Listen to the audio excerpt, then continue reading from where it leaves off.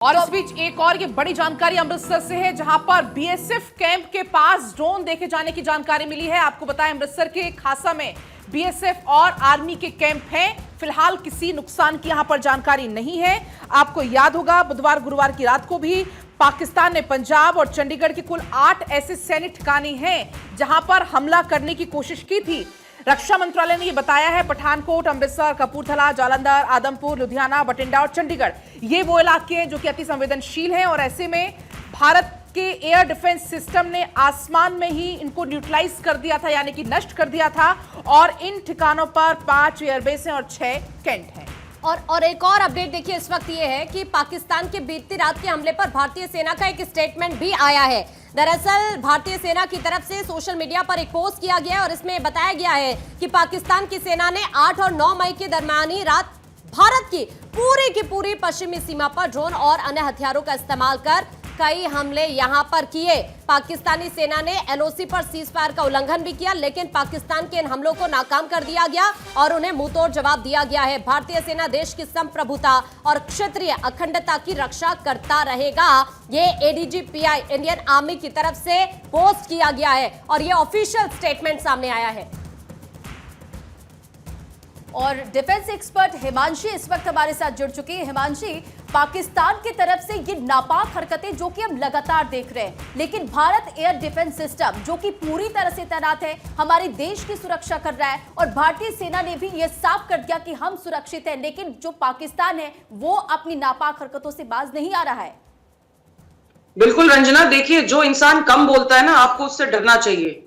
इनकी तरफ से बहुत सारे अनर्गल बयान आ रहे थे और हमारी तरफ से सिर्फ स्ट्रेटजीज बनाई जा रही थी।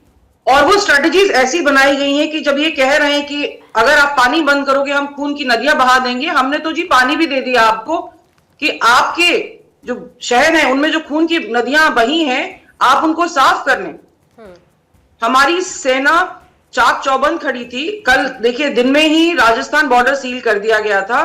हमारी मॉक ड्रिल्स लगातार हो रही थी। हमारा जो डिस्ट्रिक्ट पब्लिक रिलेशन ऑफिसर्स हैं उनकी तरफ से लगातार जनता को खबरें दी जा रही थी ताकि कोई मिस इन्फॉर्मेशन ना हो।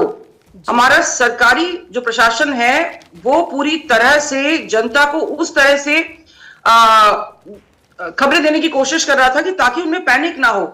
उसके अलावा जो हमारा S-400 डिफेंस सिस्टम है, देखिए उसने कितना सुंदर काम किया है। हम कल रात से दिवाली देख रहे हैं आकाश में।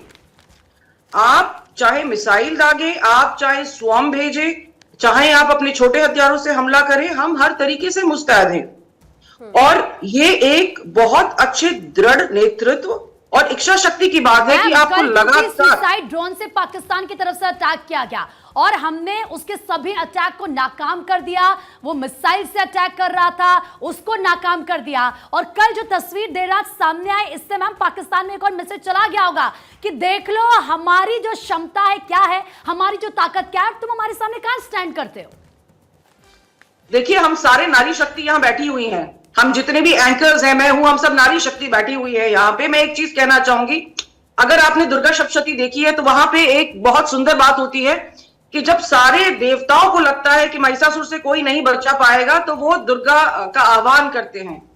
इस समय हमारी रणचंडी को खून की जरूरत है और जो हमारे सैनिक बार बार उनको पिला रहे हैं। जब तक रणचंडी की इच्छा शांति नहीं होगी, पाकिस्तान इसी तरीके से पीटा जाता रहेगा। और सबसे देखिए कितनी खूबसूरत बात है कि इनके घर में घुस के इनको मारा जा रहा है और इनका कोई भी सिस्टम काम नहीं कर रहा है। इनके नेताओं की तरफ से अब बयान आने बंद हुए हैं, जब इनको पता है कि भारत जो है सिर्फ कहता नहीं है, वो जितना कहता है उससे कहीं ज्यादा करता है। सिंह दिनकर की लाइन भी है, जब नाश मनुज पर छाता है पहले विवेक मर जाता है। कुछ ऐसा ही अब पाकिस्तान में देखने को मिल रहा है। आप बने रहिएगा हमारे साथ, एक बार हम फिर लौटेंगे, चर्चा इस पर हमारी जारी है।